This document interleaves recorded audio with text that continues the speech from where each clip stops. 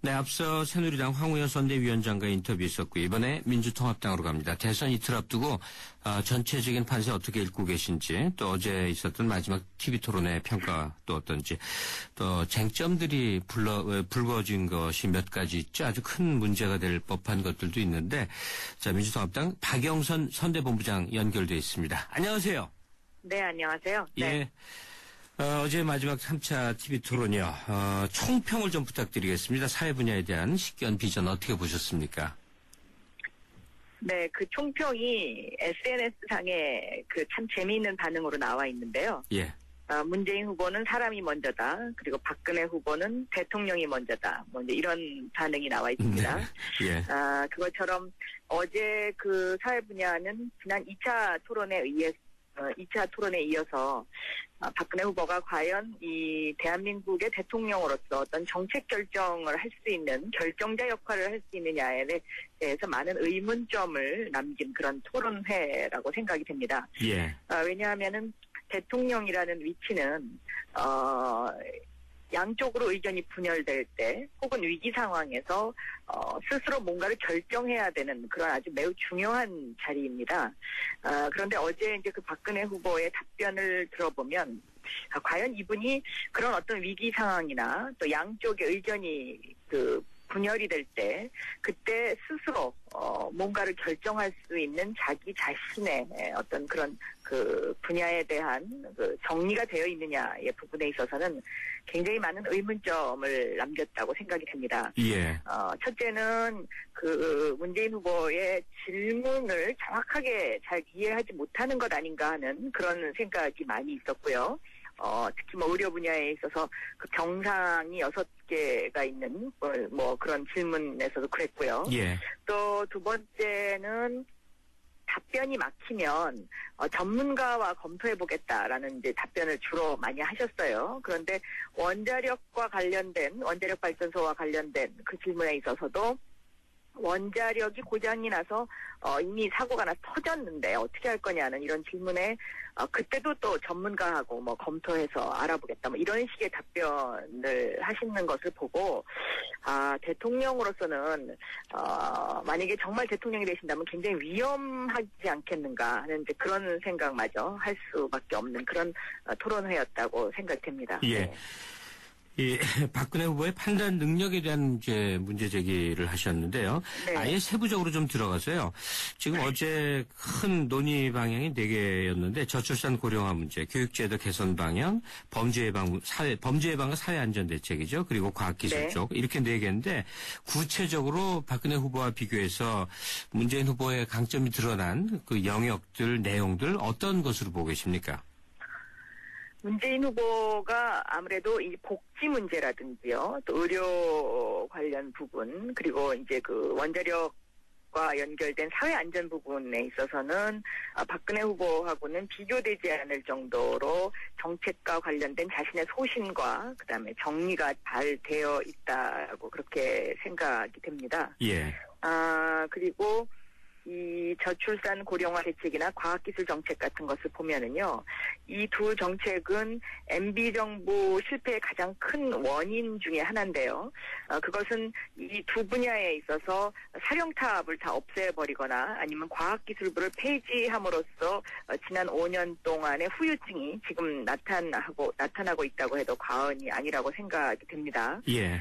그래서 이 두 분에 있어서는 박근혜 후보가 과연 지난 5년간 그러면 자기 목소리를 냈느냐, 이 분야가 그렇게 중요하다고 생각했으면 왜 침묵하고 아무 이야기도 하지 않았느냐는 그런 반론이 충분히 가능한 대목인데요. 예. 여기에 대해서 박근혜 후보가 정확한 그리고 정직한 답변을 하지 못했다고 생각이 됩니다. 예. 그래서 뭐 예를 들면 그래서 대통령에 나온 거 아니냐 뭐 이런 어떤 좀 농담 반 또 약간 코미디화하는 그런 부분도 좀 있었기 때문에 같이 국회에서 의정 생활을 했던 사람으로서 대단히 실망을 많이 했다라고 말씀드릴 수 있겠습니다. 네. 예, 좀 더 논의가 돼야 되겠습니다만 어제 토론회 보고 이제 우호적이지 않은 이 공통적인 얘기들이 두 후보가 왜 이렇게 참여정부와 이명박 정부 간의 공방처럼만 논의를 하느냐. 자기 네. 비전, 자기 미래 좀 이쪽으로 얘기가 있었으면 하는 아쉬움들 얘기하거든요. 네. 그런 측면에서는 사실은 문재인 후보도 참여정부 때를 이렇게 원용하는 게 너무 많았다는 얘기도 있는데 어떻게 보십니까?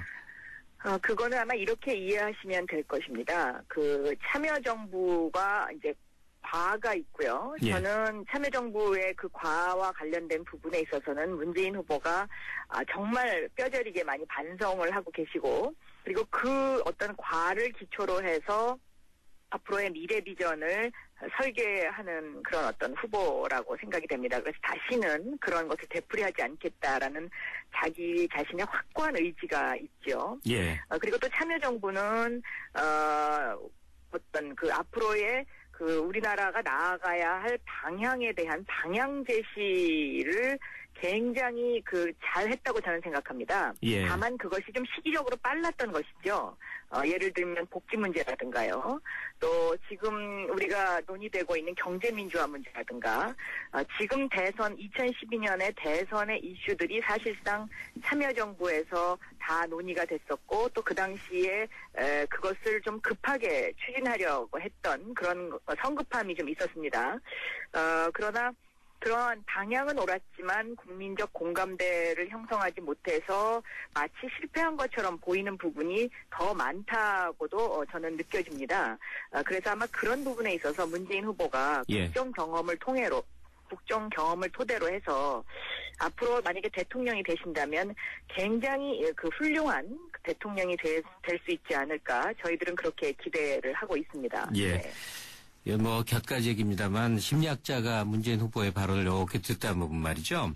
네. 참여정부의 과에 대해서 반성하는 건 못지않게 공에 대해서 평가 안 해주는 걸 굉장히 억울해하신다, 이런 인상을 상당히 받았는데. 그거는 저도 그렇게 이해가 됩니다. 왜냐하면 그 어떤 정책을 결정함에 있어서 미래에 다가올 것을 예측해서 선견지명적으로 정책을 결정한다는 것은 참 힘든 일이거든요. 예.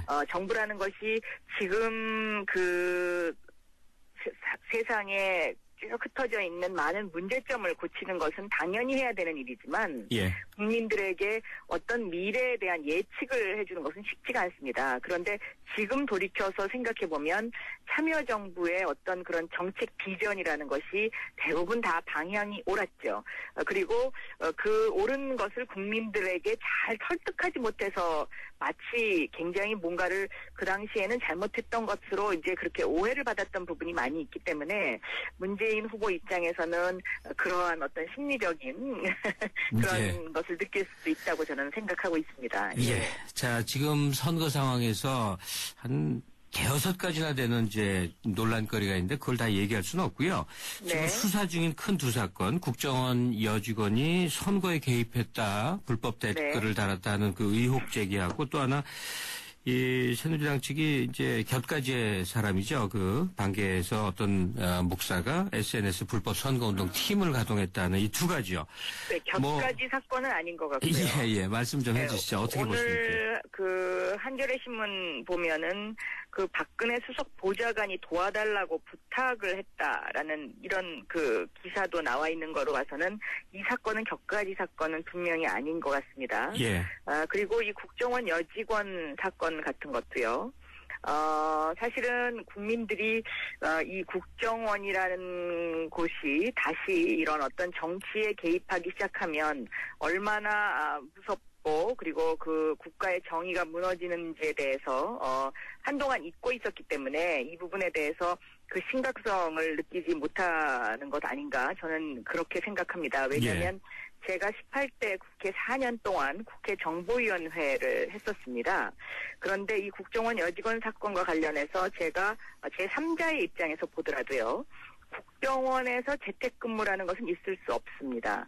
그러니까 그 재택근무를 했다라는 것을 인정한 사실 하나만으로도 뭔가 석연치 않은 불법적인 행위를 하고 있는 것 아닌가라는 의혹을 제기하기에 첫째 충분하고요. 예. 그다음에 두 번째는 그러면 왜 이 여직원이 처음에 국정원 직원이냐는 그 신분 확인에 부인을 했느냐의 부분입니다.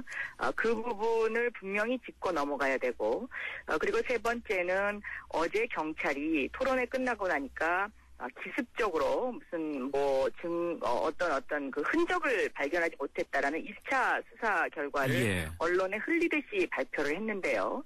저는 이러한 경찰의 태도도 선거를 이틀 앞둔 시점에서는 옳지 못하다고 생각을 하고요. 이 경찰의 초동 수사와 관련을 해서 첫째는 이 국정원 여직원의 그 핸드폰을 압수수색을 해서 그 핸드폰에 누구와 통화를 했는지를 확인해 보는 것이 저는 1차 수사에서 가장 중요한 것이라고 보고 있습니다. 예. 그런데 그런 수사가 이루어진 것 같지 않아요.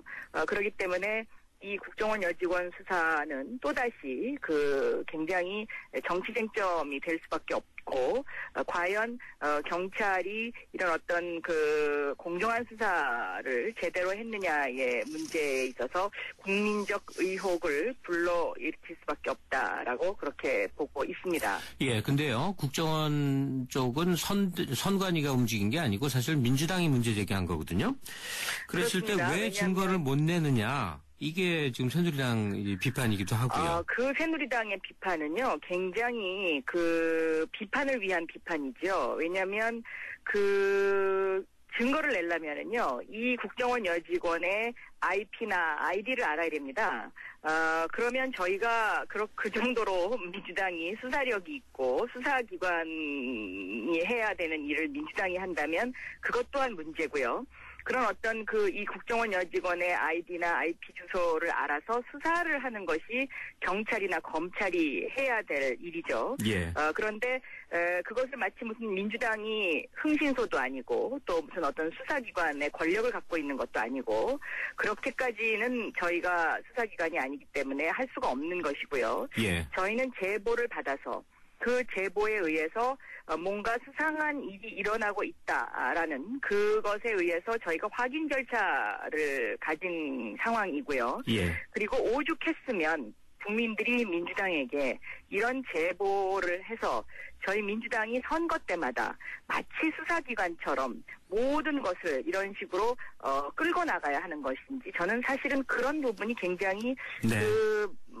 우리나라가 아직까지 선진국으로 가기에는 조금 이런 부분에 있어서는 많이 수정할 것이 있구나 하고 매번 느끼는 것입니다. 예. 왜냐하면 매번 야당은 선거 때가 되면 그 상황과 관련해서 모든 것을 마치 수사기관처럼 수사를 해야 되는, 그래야 뭐 무슨 문제가 해결이 되는 알겠습니다. 이런 것은 앞으로 고쳐야 된다고 생각하고요. 예. 그리고 이 새누리당의 그 선관위가 급습을 해서 불법 댓글을 달았다는 이 부분은 왜 경찰이 그리고 검찰이 수사를 시작을 하지 않는지 저는 그것이 더 문제라고 생각합니다. 예. 더군다나 선관위가 검찰에다가 정식으로 고발을 했는데 검찰은 이 시간까지 움직이지 않고 있습니다. 이게 더 문제가 아닙니까? 예를 예. 들면 집에 불이 났다고 소방서에 신고를 하는데 소방서가 꿈쩍도 안 합니다. 그게 국가입니까? 저는 이러한 것들이 더 문제라고 생각하고 있습니다. 예. 박 본부장님. 네. 제가 질문 드릴 게 있는데 네. 앞에 3분의 1도 지금 소화를 못했는데 시간은 마무리가 돼갑니다. 이거 어떡하나 네. 싶은데 네. 뭉뚱그려서 사람들이 네. 만나면 하는 궁금증을 그냥 한 질문으로 묶어서 드려야 되겠는데 네. 여론조사 공표는 금지되어 있습니다만 양당이 지금 열심히 조사를 하고 있을 거예요. 분명히 그렇죠? 하고 네. 있을 겁니다. 박 본부장님은 인터뷰를 하면 꼭 뉴스를 하나 정도는 주시던데 지금 박빙이다, 추월했다, 골든 크로스를 넘었다, 별소리가 다 나오는데 실제로 어떻게 나오고 있습니까? 문재인 후보 현재 지지율이. 지금은 여론조사에 대해서 발표를 할 수가 없기 때문에요. 예. 제가 구체적인 수치는 말씀드릴 수가 없고요. 예. 제가 어제 경상남도 지방의 선거 유세를 다녀왔습니다. 그런데 지금까지 경상남도 지방의 선거 유세를 다녀오면서 그런 현상을 느낀 적이 없는데요. 길거리에 지나가는 분들이 그리고 차를 운전하시는 분들이 그리고 차에 탄 분들이 창문을 열고 승리의 V자를 이렇게 보여주시면서 손을 흔들고 가는 모습이 저를 굉장히 좀 뭐라 그럴까 감동시켰다고 할까요? 예. 뭔가 확실하게 변하고 있구나. 그런 것을 느낄 수 있었고요. 그 골든 클로스 문제는 이 여론조사 발표를 할 수 있는 12월 13일 이전에 이미 그 발생을 했습니다. 그런데 과연 그럼 이런 현상이 왜 일어났느냐? 어제 경상남도 지방에 가서 제가 그 주민들한테 여쭤보니까 2차 TV 토론, 경제 분야에 관한 2차 TV 토론을 보고 분위기가 확 바뀌었다라는 것이 대부분의 그 주민들의 의견이었습니다. 알겠습니다. 네. 지금 시간 때문에요. 끊어야 되는데 네. 단답으로 대답해 주십시오. 나머지 이틀 동안 큰 세상을 흔드는 일이 터지겠습니까? 그냥 그대로 선거가 벌어지겠습니까? 새누리당 입장에서는 지금 추격을 해야 되는 상황으로 느껴지는데요. 그래서 뭔가를 자꾸 이야기를 하는 것 같습니다. 예를 들면 김무성 본부장이 중간층에 있는 사람이 투표를 안 하게 하는 게 전략이라는 말까지 나오고 있으니까요. 예. 저희들은 투표해 주십시오. 그러면 투표하면 세상을 바꿀 수 있고 새 정치를 할 수 있다는 말씀을 끝으로 드리겠습니다. 예, 오늘 고맙습니다. 감사합니다. 예, 민주통합당 박영선 선대본부장이었습니다.